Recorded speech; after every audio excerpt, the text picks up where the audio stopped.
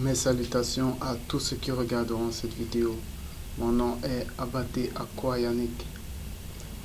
Si je viens encore auprès de vous à ce moment que notre Père dans les cieux rend possible, c'est pour partager avec vous la parole qui est esprit et vie, la parole qui nous vivifie, la parole qui nous rend sages, la parole qui éveille nos esprits et la parole qui nous permet d'être spirituels, comme notre Père dans les cieux lui-même est spirituel.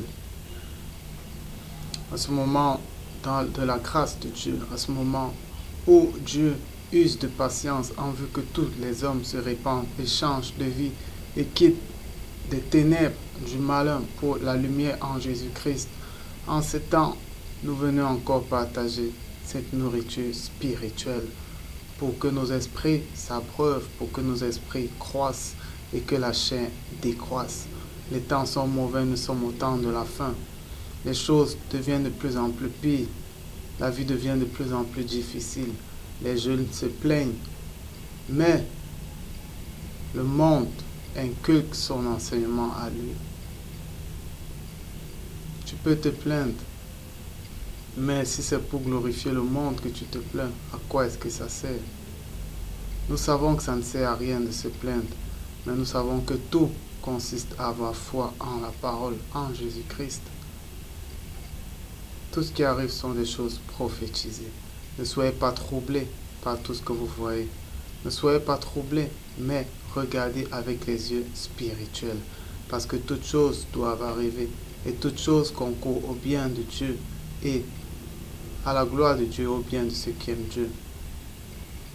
Aujourd'hui, donc, nous allons encore partager la parole, mais avant de commencer, nous allons nous recommander à notre Père qui est dans les cieux, lui par lequel ce moment est encore possible, lui qui met en nous le vouloir et le faire, lui qui nous accorde la santé, lui qui nous accorde sa connaissance, parce que l'homme ne connaît rien, mais Dieu révèle la vérité à qui il veut révéler.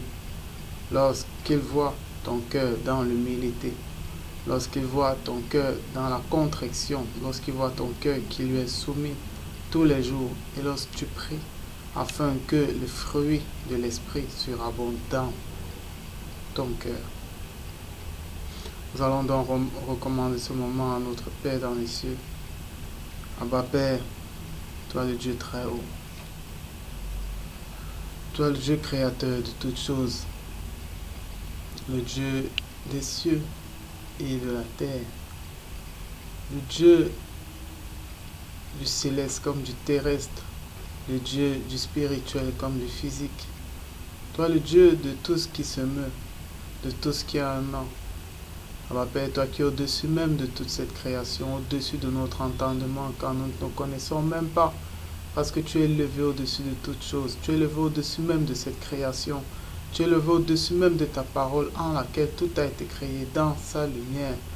Abba Père, c'est pourquoi en ce moment que tu rends encore possible, nous tenons à t'élever, à te magnifier, à t'adorer, à toi l'honneur et la gloire, d'éternité en éternité, de siècle en siècle, au nom du Seigneur Jésus-Christ.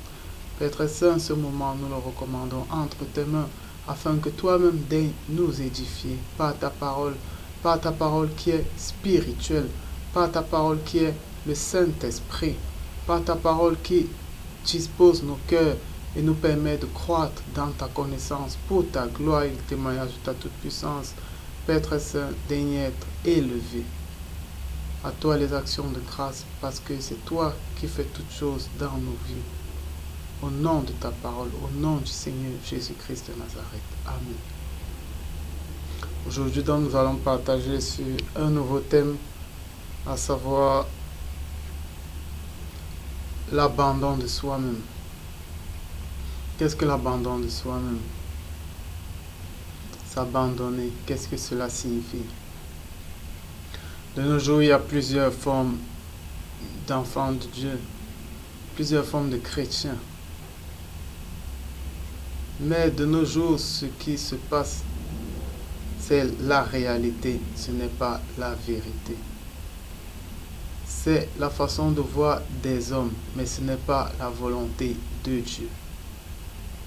La volonté de Dieu ne connaît qu'un seul enfant, à savoir celui qui est né de la parole, celui qui est né de Jésus-Christ et qui se laisse conduire par l'Esprit. Aujourd'hui, on enseigne des fausses doctrines selon lesquelles nous sommes venus dans ce monde pour être opulents. Nous sommes venus dans ce monde pour faire belle et joyeuse vie. Que c'est lorsqu'on voit nos richesses qu'on sait que nous sommes enfants de Dieu. Ça, ce n'est pas la doctrine de l'abandon. Or, pour suivre Christ, il faut renoncer à soi-même. Il faut abandonner sa propre vie et porter sa croix. Qu'est-ce que l'abandon? Premièrement, il faut savoir quelle est notre nature et qu'est-ce que nous sommes venus faire sur cette terre. Il n'y a pas de vie sur cette terre. Lorsque nous venons sur cette terre, on n'a pas encore commencé à vivre. Jésus-Christ, la parole de Dieu, est la vie. Il est la vie éternelle. Il n'a pas la vie éternelle. Il est, lui, la vie éternelle.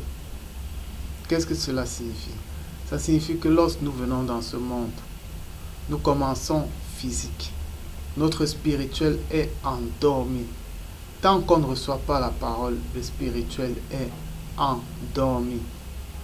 D'autres utilisent la gnose pour réveiller leur spirituel, mais ils ne sont pas spirituels, ils sont astrales.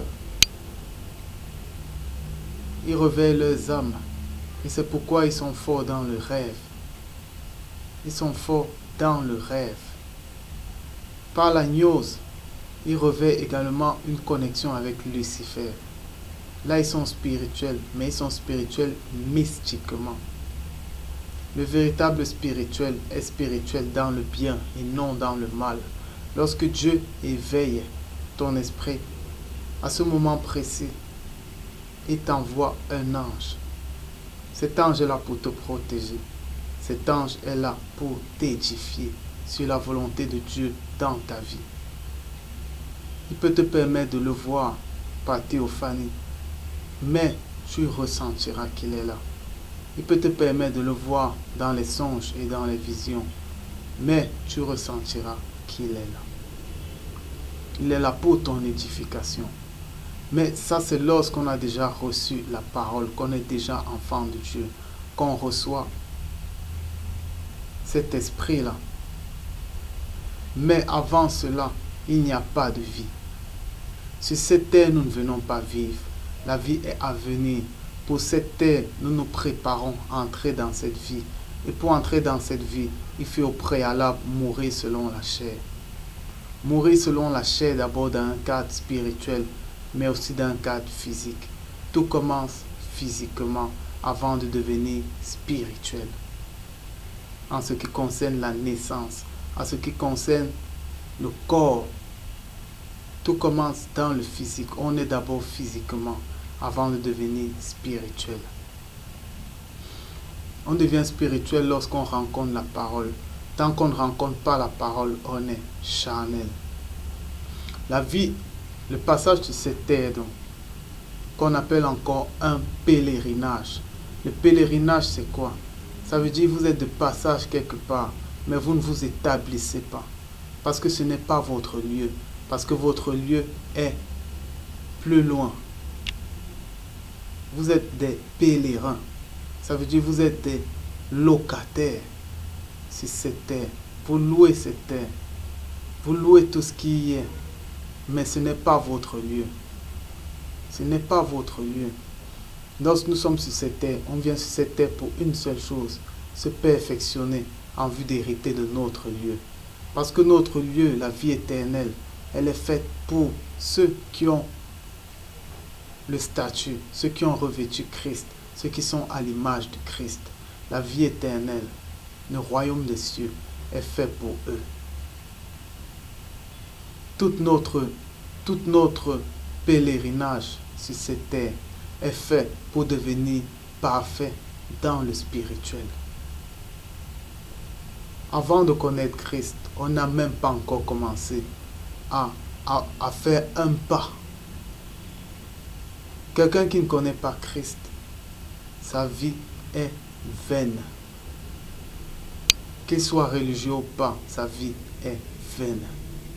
C'est lorsqu'on connaît la parole de Dieu qu'on entre dans la vie. Et même là, on n'a pas encore atteint le but. Mais on entre dans les fiançailles avec la parole, avec l'agneau. Et lorsqu'on est déjà dans les fiançailles avec l'agneau, on vit déjà. Parce qu'on est déjà en alliance avec lui. Et maintenant, on marche pour être marié, pour entrer dans le festin de noces et voir le royaume des cieux, voir la face de Dieu. Qu'est-ce que cela signifie donc? L'abandon, qu'est-ce que tout ce que je viens de dire a à voir avec l'abandon? Notre vie sur cette terre consiste à être spirituel. Mais pour être spirituel, il faut que les choses physiques tombent. Il faut que la chair tombe. Abandonner, c'est renoncer à sa chair. C'est entrer dans le dessein parfait de Dieu. C'est marcher selon l'esprit et selon la volonté de Dieu. Les desseins de Dieu sont incompréhensibles à l'homme. Dieu ne connaît pas les notions de mort ou de vie. Tout ce qui importe à Dieu, c'est sa gloire. Si Étienne ne mourait pas, s'il n'y avait pas eu cette persécution des chrétiens, l'évangile ne se serait jamais répandu. Parce que lorsqu'Étienne meurt, les apôtres, certes, ils restent à Jérusalem, mais les autres disciples, ils se dispersent. C'est à ce moment que Philippe arrive en Samarie et les âmes sont converties. D'autres vont dans des autres endroits, d'autres vont en Pisidie. C'est comme ça que ça a commencé à se répandre. Mais la mort d'Étienne a été utilisée pour une bonne raison. Comme pour dire que soit vous mourrez, soit vous vivez.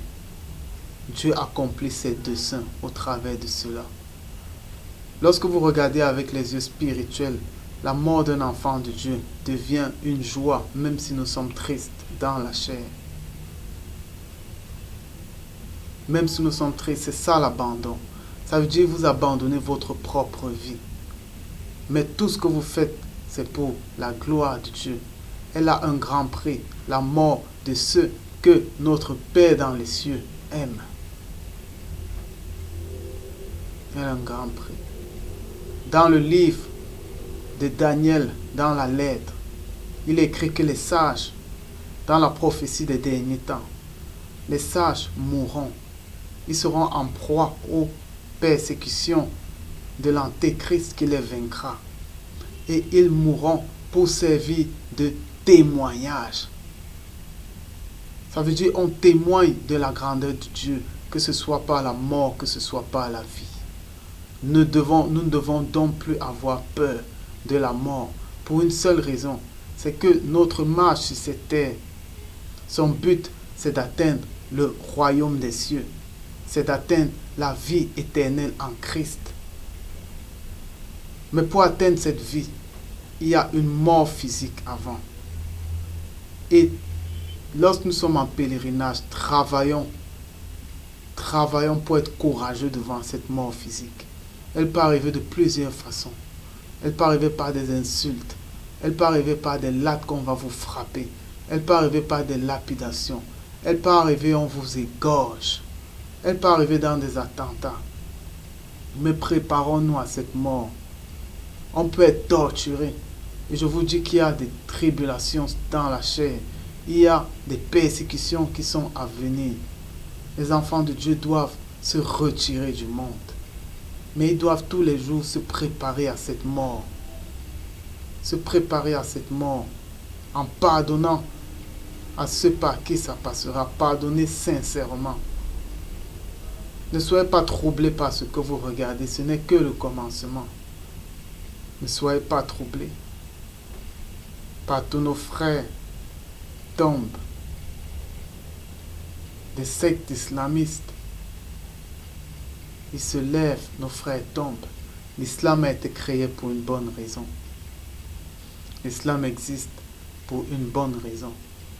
De même que les 12 tribus d'Israël se sont établies par des guerres, par des conquêtes, de même l'islam s'est établi par des conquêtes.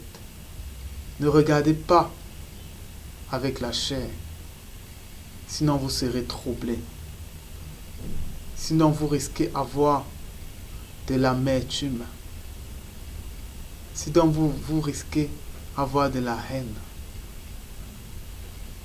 La haine, ce n'est pas seulement d'égorger un chrétien parce qu'il est chrétien en public. La haine, c'est aussi de haïr, toi chrétien, dans ton cœur, celui qui l'a fait. Et si tu es meurtrier comme lui. Donc préparons-nous. Et c'est ça l'abandon. L'abandon, c'est se préparer à mourir selon la chair. Se préparer à être sujet à des tortures, à des insultes, à de la marginalisation. C'est ça, abandonner sa propre vie. Parce que nous savons que cette vie est vaine, mais que la véritable vie est à venir. Mais avant d'entrer dans cette vie, on doit passer par la douleur, par la souffrance, par la mort de la chair, comme Christ lui-même. L'abandon, c'est un combat de tous les jours. On abandonne tout. On abandonne notre propre vie, mais on se laisse conduire par l'esprit. Abandonnez tout, ne vous attachez à rien. Même pas à votre femme, même pas à votre mari plus qu'à Dieu. Parce que lorsqu'on revêtira les corps célestes, eh bien il n'y aura plus ni homme ni femme. Le salut est individuel, chacun porte son fardeau. Que votre femme, que votre mari ne soit pas votre pierre d'achoppement.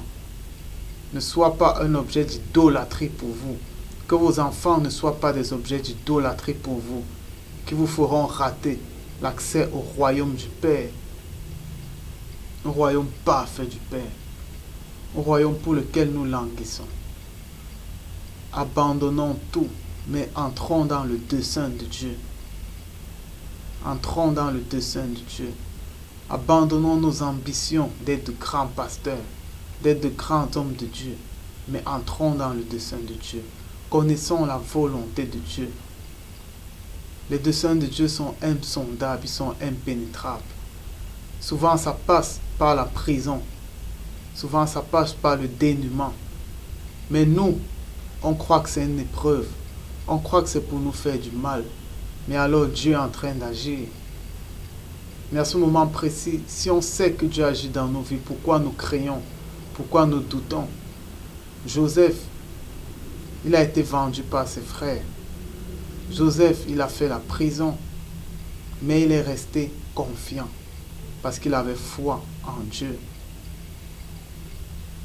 Abandonnons les réalités pour la vérité. De nos jours, le monde nous enseigne. Le monde nous enseigne que pour être quelqu'un qui a réussi, il faut construire. Il faut avoir des enfants. Il faut avoir une famille. Il faut avoir des gros bolides. Il faut avoir un bon travail. Ça, c'est le monde qui vous enseigne ça. Ce n'est pas la réussite selon Dieu. La réussite selon Dieu, c'est le salut des âmes. Point barre. Que tu sois dénué de tout. La grâce qui te fait, la santé qui te fait, la connaissance qui t'accorde, c'est pour le salut des âmes. Maintenant, s'il te fait grâce de t'offrir toutes ces choses pour que ça lui rende témoignage, gloire à Dieu. Mais il peut aussi ne pas te les donner. Parce que ce n'est pas ça le but de ta vie. Ça, c'est le monde qui t'enseigne. Les apôtres disaient déjà que le vêtement et la nourriture, cela nous suffit. Ils avaient tout abandonné. Tout abandonné. Jusqu'au niveau où l'apôtre Pierre était arrivé à dire, le cœur contrit, devant la parole de Dieu. Il disait à la parole que nous avons tout abandonné pour te suivre. Il faut que nous-mêmes aujourd'hui, nous arrivions à ce standard où nous, sincèrement dans le cœur, quand on regarde, on ne voit plus quelque chose qui nous rattache à cette terre, qui nous rattache au convoitise de la chair. Et nous disons sincèrement, honnêtement, à Jésus, que nous avons tout abandonné pour te suivre. Tout abandonné.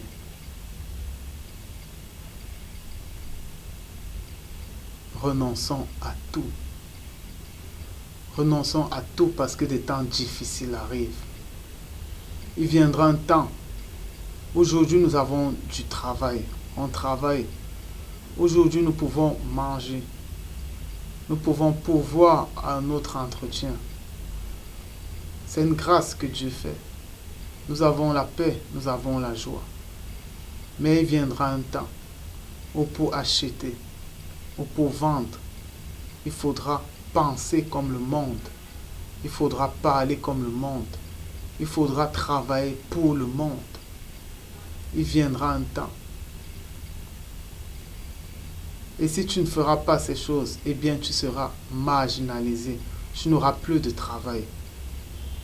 Il vient un temps où les enfants de Dieu ne vont plus travailler. Et ils vivront uniquement par la foi. Parce qu'ils savent que Dieu est là et que Dieu pourvoit. Préparons-nous déjà aujourd'hui en abandonnant les choses. Parce que si on n'abandonne pas les choses terrestres, physiques maintenant, eh bien à ce moment-là, on va perdre la foi. Le temps présent, c'est un temps de latence. C'est un temps de préparation devant la deuxième persécution, après celle des apôtres. La deuxième persécution qui a été prédite par la parole elle-même. Cette deuxième persécution, ce grand temps de désolation qui sera raccourci par le Père à cause des élus tellement il sera terrible. Préparons-nous à ça. Il est à venir. Vomissez l'évangile de la prospérité. Vomissez, il vous rattache au bien terrestre. Il vous rattache à l'amour de votre propre vie. Vomissez cela. Des temps difficiles arrivent. C'est le moment de commencer à abandonner les biens physiques pour regarder au bien céleste. Pour prier Dieu que les âmes soient sauvées. Pour prier que nous-mêmes nous soyons gardés irrépréhensibles. Pour prier pour la surabondance des fruits de l'Esprit dans nos cœurs. Dans l'Église, dans le corps du Christ. C'est l'essentiel à ce moment. Abandonnons tout. Que rien ne nous rattache plus à ce monde. Mais entrons dans la volonté parfaite de Dieu. Lorsque tu abandonnes tout, tu arrêtes de travailler. Tu arrêtes de faire des efforts. Tu abandonnes tout. Ça veut dire que tu deviens un instrument sans vie. Sans vie, sans ambition, sans pensée. Et maintenant, l'Esprit vient, il habite en toi. Et c'est lui qui commence à agir. C'est pourquoi tu ne peux te glorifier de rien dans ce que tu fais. Parce que ce n'est pas toi qui agis. C'est l'Esprit de Dieu qui agit. Toi, tu es déjà entré dans le repos de Dieu. Et maintenant, ce sont les œuvres de l'Esprit. Ça, c'est lorsque tu as tout abandonné. Parce que l'Esprit ne peut pas venir quand tu as encore des ambitions personnelles. Lorsque tu as encore des ambitions humaines.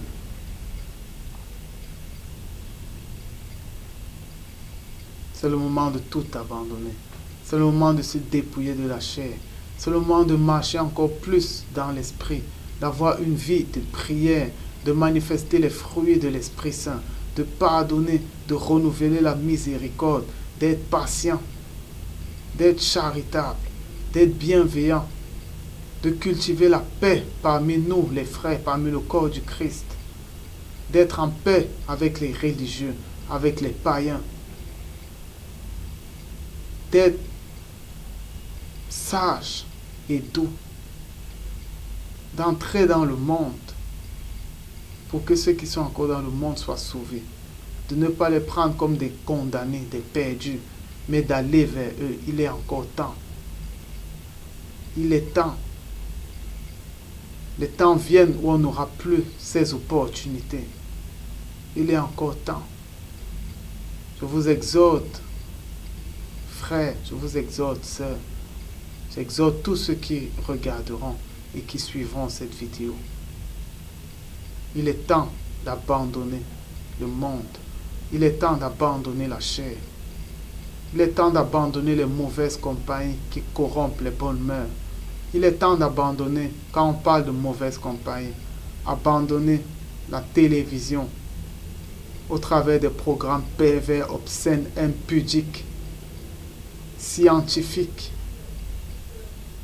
dévoyeurs qui existent. Je ne dis pas que la télé n'a pas de bonnes choses, mais abandonner ce qui n'est pas bien. Abandonner, même si ça fait mal à la chair. Quand la chair a mal, et bien l'esprit est joyeux. Abandonnez tout ça. Abandonnez les relations hors mariage. Abandonnez le copinage. Abandonnez vos projets de DG. Les temps sont courts. Soyez DG, ayez des immeubles, vous n'allez rien emporter avec vous. Plus on abandonne des choses, plus on entre dans la joie de Christ. Parce que c'est dans ces choses que nous sommes tentés. C'est dans les choses qu'on convoite. C'est dans nos biens que nous sommes tentés. Lorsque quelqu'un a une grosse somme d'argent à la banque, tout son esprit est là-bas. Et c'est son maître. Mais lorsque tu abandonnes ces choses, tu peux avoir un compte en banque, mais c'est dans le dessein de Dieu. Ça veut dire que tu sais que ce n'est pas ton argent. Et tu es tranquille. Tu es dans la paix. Parce que tout ton argent appartient à Dieu et concourt à sa gloire. De même avec ton travail. Peu importe ce qui peut arriver, peu importe les menaces de licenciement, tu ne t'inquiètes pas parce que tu sais que tu es entré dans le travail de Dieu. Ça veut dire que tu es juste un instrument et tout ce qui arrive, c'est pour la gloire de Dieu. Abandonnons les choses et marchons dans l'esprit. La vie chrétienne, c'est l'abandon de tout, l'abandon de sa propre vie même. Parce que celui qui n'a pas abandonné sa propre vie, lorsqu'on va le menacer et qu'on va lui demander de renier sa foi, il va la renier. Celui qui n'a pas abandonné sa propre vie, lorsqu'un bon parleur va venir avec un évangile qui l'amène à aimer les biens de ce monde, à voir les biens de ce monde, à vivre dans l'aisance, eh bien, il va embrasser cet évangile parce qu'il n'a pas abandonné sa chair. L'esprit n'a rien à voir avec la chair. Abandonnons la chair, abandonnons le monde. Et si nous avons abandonné ces choses, si nous avons fini avec ces choses, eh bien nous avons fini avec le péché. Abandonnez la religion. Abandonnez le leadership. Abandonnez les pères spirituels parce qu'ils vous limitent. Abandonnez la lettre parce qu'elle vous limite. Mais dirigez-vous vers l'esprit, vers la parole de Dieu, car elle seule sauve. Ce ne sont pas des hommes qui sauvent ni qui délivrent, c'est Jésus-Christ qui est la parole de Dieu.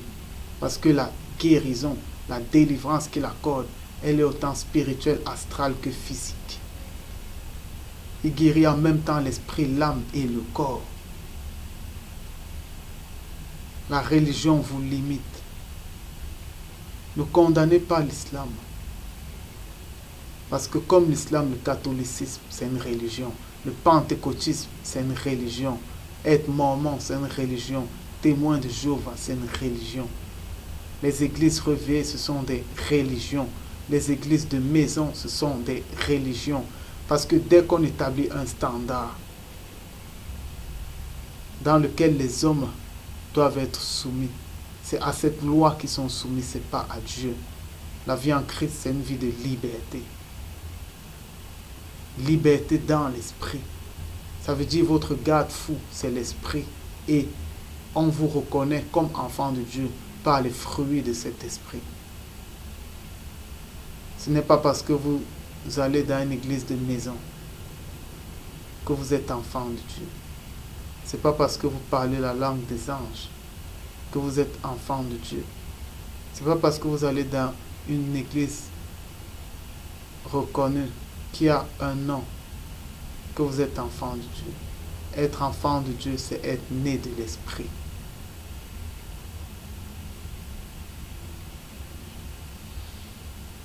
Abandonnons donc ce qui déplaît à Dieu et laissons-nous conduire par l'Esprit, uniquement par l'Esprit.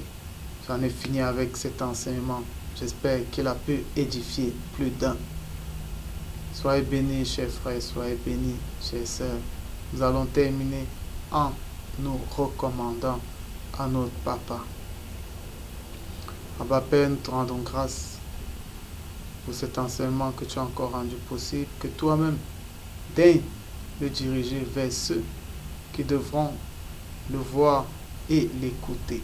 Pour ta gloire et pour le témoignage de ta toute-puissance, mon Dieu, permets-nous encore en cette journée de pouvoir être émondé, de pouvoir être taillé par ta parole, par le sceptre de ta parole qui est Jésus-Christ, qui est une parole puissante, qui est une parole qui est esprit et vie. Elle n'est pas limitée dans une lettre, elle n'est pas limitée dans des hommes, mais elle est puissante pour briser les forteresses et pour ramener les âmes captives à son obéissance et à ta connaissance. Mon Dieu, je te bénis, je te rends grâce pour Jésus-Christ, je te rends grâce pour ta parole. À toi l'honneur et à toi la gloire, d'éternité en éternité, du siècle en siècle, au nom du Seigneur Jésus-Christ. Amen. Shalom.